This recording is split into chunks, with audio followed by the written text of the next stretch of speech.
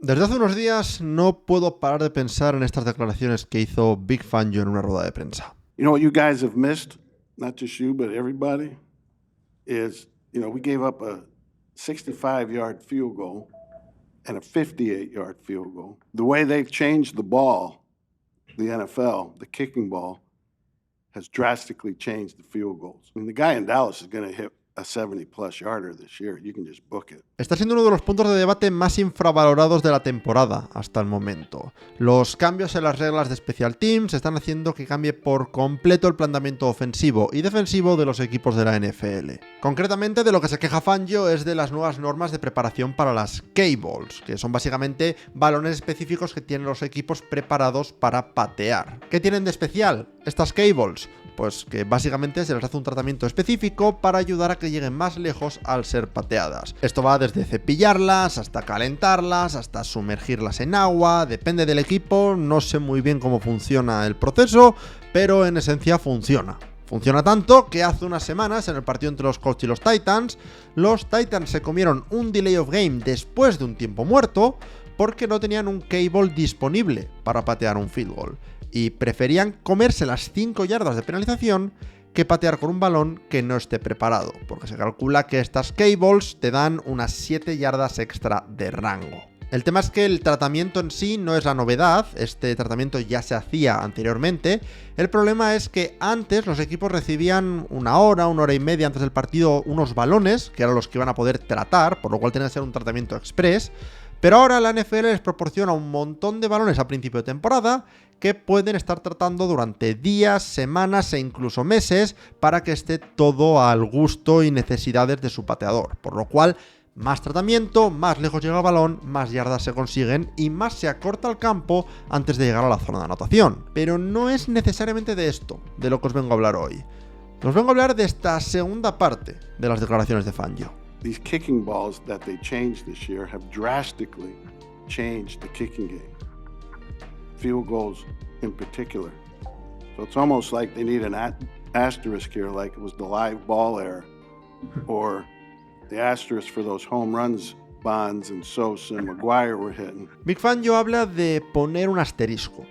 Habla de poner en duda cualquier récord que se rompa durante esta temporada porque en esencia se están usando balones adulterados. Y sí, reconozco que Fangio lo dice medianamente en broma, pero es un punto de debate este de los asteriscos que creo que merece la pena hablar de él. Porque veréis, antes de que Babe Ruth llegase a la MLB en 1914, el máximo número de home runs en una temporada era de 12. En el 19, Ruth pulverizó completamente este récord, elevándolo hasta 29, para un año después casi duplicarlo, llegando a 54 home runs en una temporada, elevando este récord poco a poco durante su carrera hasta los 60. Unos récords que nadie sería capaz de romper durante más de 30 años, hasta que en 1961 Roger Maris se veía en la posibilidad de romper este récord. El tema es que había un problema. Cuando Babe Ruth jugaba en la MLB se jugaban 154 partidos, pero en la American League en la que jugaba Roger Maris se jugaban 162. Una diferencia de 8 partidos que, según el commissioner de la MLB, Ford Frick,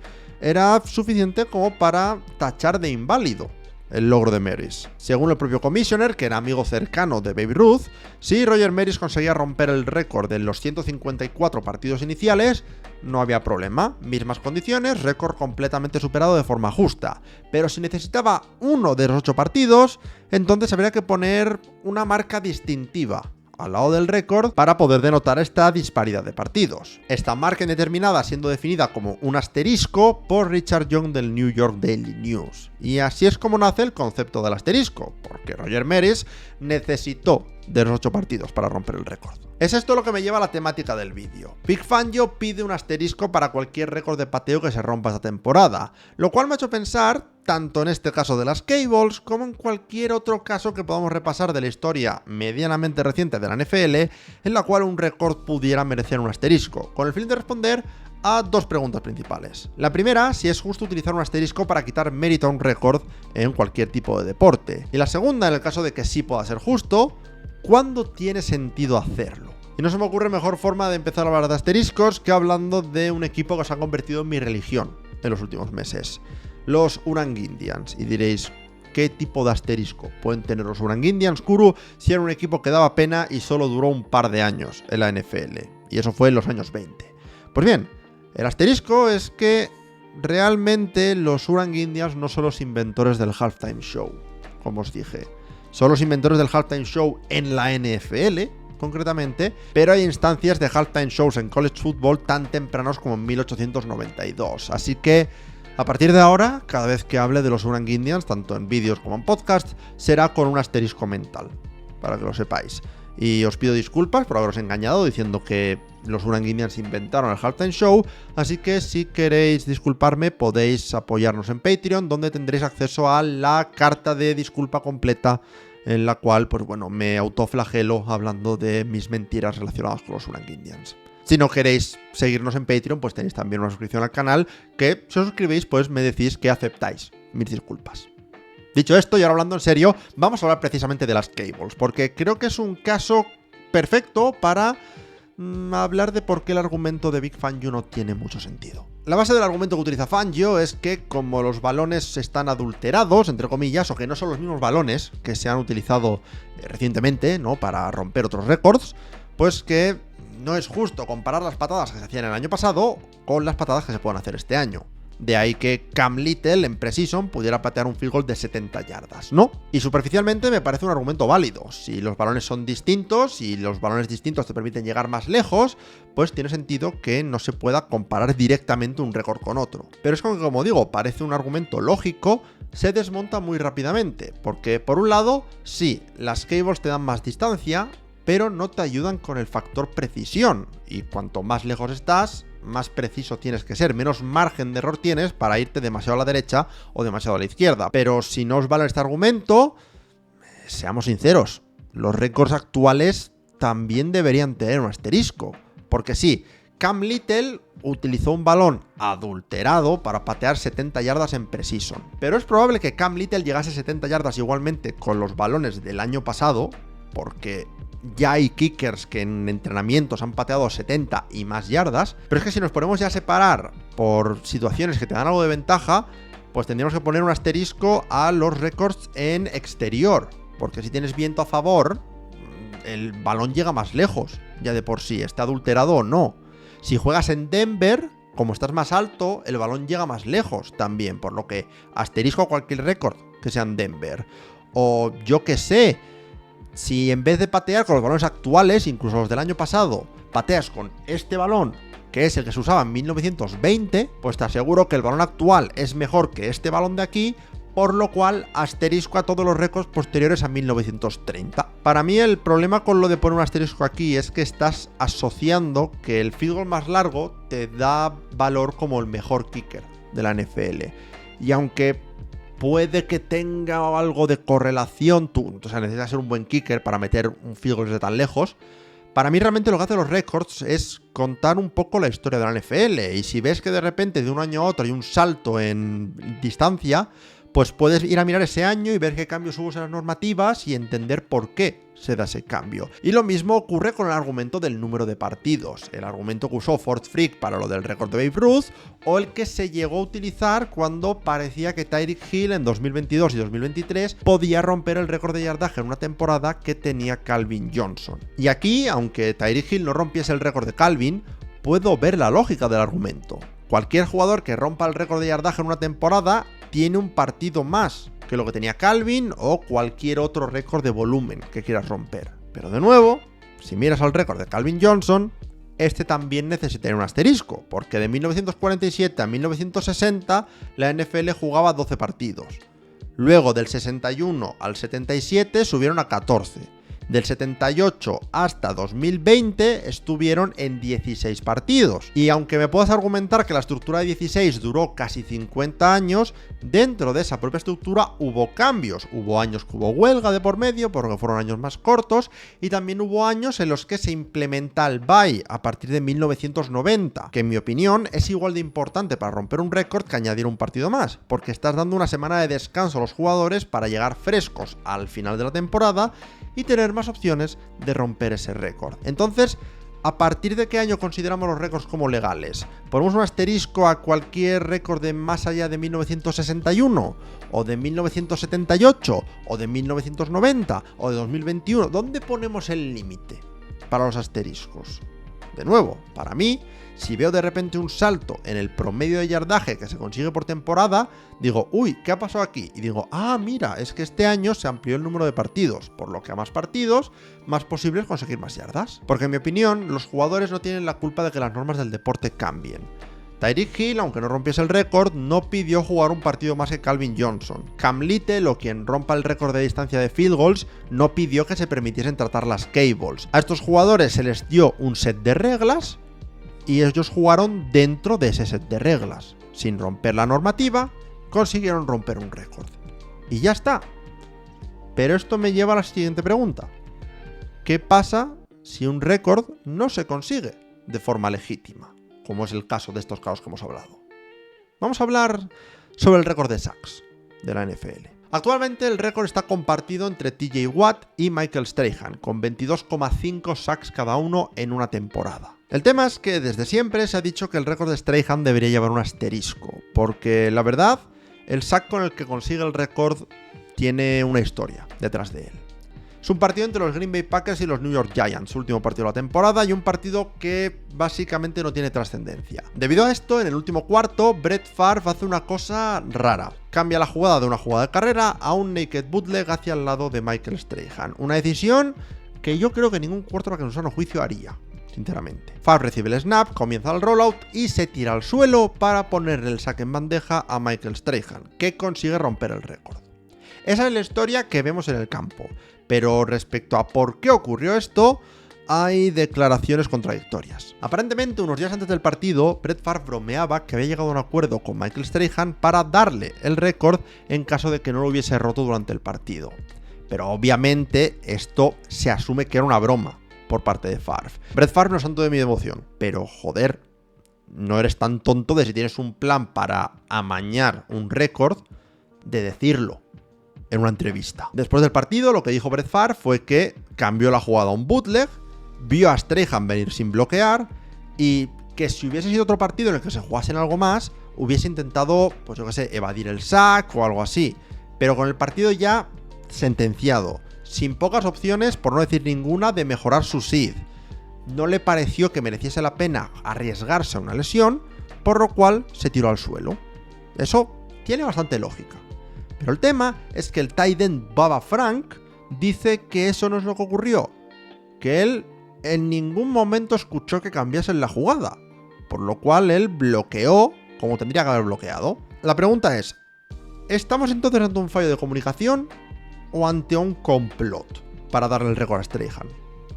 Y el tema es que tú puedes tener una opinión, yo puedo tener otra, pero nadie tiene la verdad, salvo Strahan y salvo Favre. Podría entender que se le quiera poner un asterisco porque, en cierto modo, le han regalado un sack. Strahan no se ganó ese sack. TJ Watt, por tanto, debería ser el campeón histórico de sacks, ¿no? Vale, entonces, ¿qué me decís de este sack? Baker Mayfield empieza a evitar presión, intenta correr y hace un slide. Como veis, nadie le toca. Baker Mayfield hace un slide. Sí que es cierto que después del slide, TJ Watt le toca. Eso es cierto. Pero en el momento en que un quarterback hace un slide, la jugada se acaba. Da igual quién le toque. De hecho, esa jugada que se marcó como un sack de TJ Watt, y esa jugada está sacada del vídeo que suben los Pittsburgh Steelers con todos los sacks de la temporada 2021 de TJ Watt, o sea, es un vídeo oficial de la NFL, eso es un sack de TJ Watt. ¿Es eso un sack de TJ Watt o es eso una carrera de -1 yarda por parte de Baker Mayfield? Porque para mí eso no es un sack. Y si ese sack vale para los 22 sacks y medio, el de Michael Strahan también vale. ¿Entendéis lo que quiero decir, no? El motivo por el que se habla del sack de Michael Strahan es porque es el que rompe el récord. No quiero quitarle mérito tampoco a TJ Watt, porque es un temporada en el que hace y mira, 21 sacks y medio, 22 sacks y medio, da igual. Porque a ojos de la NFL eso es un sack, al igual que a ojos de la NFL el sack de Michael Strahan es un sack. Por lo cual, en ambos casos, a ojos de la NFL, hay 22,5 sacks. Y es importante lo de a ojos de la NFL, porque todo este debate del asterisco de Strahan, si lo merece, si no, no debería importar, porque la verdad es que, a ojos de la NFL, los sacks solo existen desde 1982, que es cuando se empieza a traquear. Pero hay gente que ha ido más atrás en el pasado, hasta 1960, y han visto que en 1978 un rookie de los Lions llamado Al Baker consiguió 23 sacks. Por lo cual, Al Baker tiene 23 sacks, por lo que sepamos, de 1960 en adelante, el récord de sacks de la NFL lo tiene Al Baker. Por lo cual, no debería importar. Pero lo que digo, aquí lo que importa no es la realidad, o lo que tú pienses, o lo que yo piense, es lo que piensa la NFL. Y si la NFL piensa que un sack cuenta o con una estadística cuenta, no se le puede poner un asterisco a un récord. Esto me lleva a nuestra última pregunta. ¿Qué pasa si la NFL confirma que un récord o un logro o una victoria no se consiguió de forma justa? Vamos a hablar de la miniatura de este vídeo, por lo que muchos probablemente habréis clicado en este vídeo, que a no ser que YouTube me diga otra cosa, debería ser esta o una variación de esta. Y no, como estáis viendo, este vídeo no es un vídeo para meterme con Tom Brady. Pero sí que es cierto que Tom Brady es una persona cuyos anillos muchas veces se ponen con un asterisco. Así que vamos a ir rápidamente por 3 de los logros de Brady que la gente dice que merecen un asterisco. No me voy a parar muy en detalle en ninguno de ellos, porque inevitablemente algún día haré un vídeo sobre la carrera entera de Tom Brady. Quien dice uno, dice posiblemente una miniserie de 4 o 5, porque la carrera de Brady da para todo eso. Y sin duda, una parte extensa de ese vídeo será sobre las controversias que rodearon a Brady. Pero quiero hablaros del Attack Rule, quiero hablaros de Deflategate y quiero hablaros de Spygate. Los 3 grandes controversias que rodearon la carrera de Brady. Empezando por la Attack Rule. La Attack Rule, simple, sencillo. La última vez que hablé de ello, YouTube me bloqueó el vídeo, así que voy directo. Partido de final de conferencia de la AFC del año 2001. Patriots contra Raiders, una nevada monumental, y con los Patriots por detrás del marcador, Brady parece cometer un fumble que los Raiders recuperan. El tema es que en 2001 había una norma conocida como la Attack Rule, que decía que si un quarterback va a lanzar un pase y en mitad del movimiento de lanzar el pase decide no hacerlo y recoge el balón, esto todavía cuenta como parte del movimiento de brazo hacia adelante para lanzar un pase. Y como sabéis, en las normas de la NFL, un quarterback no puede cometer un fumble en un intento de pase si el brazo va hacia adelante. Por lo cual, aunque esté recogiendo el balón, Brady está moviendo el brazo hacia adelante, por lo cual el balón es un incompleto. El problema que tiene esta normativa y el motivo por el que fue tan polémica es que es una norma casi 100% subjetiva, porque ¿en qué momento dictaminas que se termina el acto de recoger el balón? Para muchos, Brady ya había terminado de recoger el balón, por lo cual la Attack Rule no entra en efecto.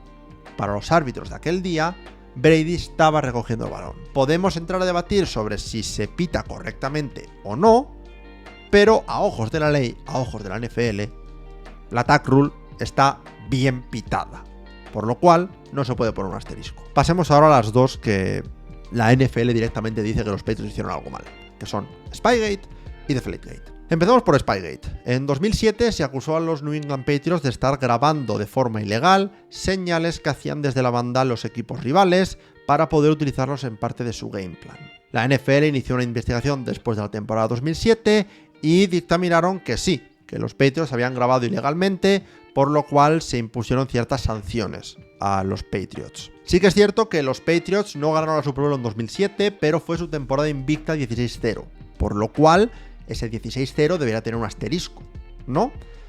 Pues bien, aunque la NFL confirmó que los Patriots habían incumplido las normas, y de una forma bastante fuerte, que te puede ayudar a planificar mejor los partidos, por lo cual te da más posibilidades de ganar un partido. Y aunque sí que es cierto que hay gente que dice que los Patriots lo hicieron antes de 2007, nos vamos a centrar solamente en 2007 por el hecho de que la NFL solamente les ha acusado por 2007, pero aunque les acusasen, no hay ningún asterisco por parte de la NFL en la temporada 2007 de los New England Patriots. Al igual que tampoco lo hay en la temporada de Deflategate, que es la temporada 2014, en la cual los Patriots sí que se alzan con la Super Bowl, después de acusaciones por parte de los Indianapolis Colts de que los Patriots utilizaban balones ligeramente desinflados para hacerlos más fáciles de lanzar y de recoger. Esto lanzó otra investigación por parte de la NFL que confirmó que esto era real y que los Patriots y Tom Brady como mínimo estaban generalmente al tanto de que los utilleros del equipo estaban manipulando los balones. Entonces, joder, esto es una situación como lo de los Astros en la MLB en 2017, ¿no? Os han pillado haciendo trampas de camino a la Super Bowl. Esto se merece un asterisco enorme al lado del logro, ¿no? Pues no, no hay un asterisco al lado de la Super Bowl 49 de los Patriots. Y de hecho, plot twist, no existe un solo asterisco en ningún libro de récords de la NFL, de la MLB, de la NBA, de ningún deporte americano y me atrevería a decir que de ningún deporte así en general.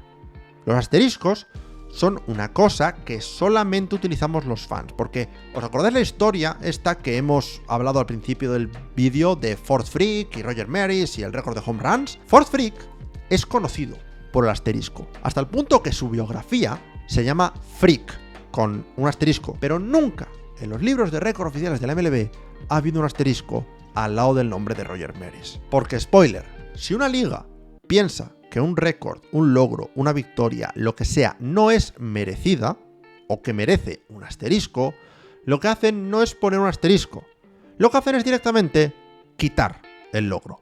Y eso es lo que le pasó en la NBA a Bob Shura en 2004. Bob Shura se quería convertir en el primer jugador en la historia de la NBA en conseguir 3 triples dobles seguidos. Y en el último partido para conseguir este trío de triples dobles, le faltaba un rebote para conseguirlo. El partido estaba a punto de acabar, era un partido sin ningún tipo de trascendencia, similar a este Giants-Packers del que hablábamos en el sack de Strahan, y Shura lo que hace es falla un tiro a propósito para coger su propio rebote. Con esto llega a 10 rebotes y completa su tercer triple doble consecutivo. ¿Qué pasa? Esto es un caso claro de un asterisco. Pues bien, la NFL le pilló y lo que hizo fue le quitó el rebote, porque dijo que no había hecho un intento de conseguir hacer un tiro normal para anotar. Por lo cual, si no hay tiro, no hay rebote. Entonces, para responder a las preguntas del principio del vídeo, ¿tiene sentido utilizar asteriscos? Pues según las ligas, no. Según los fans, evidentemente, sí. Pues en el caso de los fans, ¿cuándo es justo utilizar un asterisco? Porque, analizando este vídeo, cuando empecé a escribirlo, yo pensaba que mi argumento iba a ser simplemente a ver, si pones un asterisco a esta cosa, tienes que poner un asterisco a todas estas otras, ¿no? Es lo que hablaba al principio con las K-Balls. Pero, según he ido investigando y escribiendo el vídeo, me he dado cuenta que el problema no lo tengo con el concepto del asterisco en sí, sino que lo tengo con el uso que se le da. Se utiliza el asterisco para fomentar narrativas. Se utiliza el asterisco para quitar mérito a ciertos logros que consigue un jugador. Pero en mi opinión, la forma en la que se debería utilizar un asterisco no es para quitar mérito a un logro, sino para dar contexto adicional a ese logro. Ojo, esto no quiere decir que en casos como el de la longitud de los field goals, el de Strahan, el de Brady con los Spygate y Deflategate, no merezca la pena poner un asterisco, pero no para decir que este logro no vale, sino para decir, oye, simplemente como curiosidad, Brady ganó este anillo en 2014, pero les pillaron desinflando balones. Para que luego la persona que lea eso, o se encuentre con esa información, ya valore si él le quita mérito o no a ese logro. Porque sí, si eres hater de Tom Brady, le vas a poner asterisco en la temporada del 17-0, en el año de Deflategate, en la Tack Rule, en las Super Bowls que ha ganado porque Vinatieri metió un field goal al final, en el 28-3 porque fue un choke de campeonato de los Falcons. Vas a encontrar motivos para poner un asterisco. Si eres fan de Calvin Johnson, cuando alguien rompa su récord, le vas a poner un asterisco porque tuvieron más partidos que Calvin. Y si eres fan de los Steelers, obviamente el récord de Strahan tiene un asterisco porque no se ganó el último sack. Y da igual lo que te diga en este vídeo, tú vas a seguir pensando lo mismo porque es lo que crees. Y mi trabajo aquí no es desmentir tu creencia. Pero si puedo hacer algo con este vídeo, es que empecéis a mirar ese asterisco no como una forma de fomentar narrativas y empezar discusiones, sino como una forma de conseguir más contexto y conocer más historia sobre esta liga y este deporte que nos cautiva todos y cada uno de los domingos. Muchas gracias por el vídeo, si os ha gustado dejad un like, suscribiros, todas esas cosas, y si queréis ver algo más, os dejo aquí este vídeo sobre una jugada que muy pronto va a tener asteriscos a su lado si es que no los tiene ya. el tush push y otras jugadas prohibidas de la historia de la NFL. Muchas gracias y nos vemos en la próxima. Adiós.